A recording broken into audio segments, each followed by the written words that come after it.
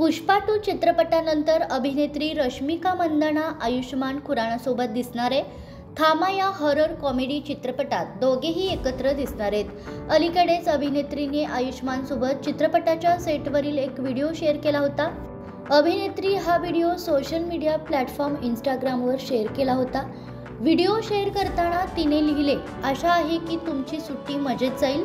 2025 मध्ये भेटू या चित्रपटाचे दिग्दर्शन मुंजू या चित्रपटाचे दिग्दर्शक आदित्य सरपोतदार करत आहेत। रश्मिका आणि आयुष्मानचा हा चित्रपट 2025 मध्ये दिवाळीच्या मुहूर्तावर थिएटरमध्ये प्रदर्शित होणार आहे।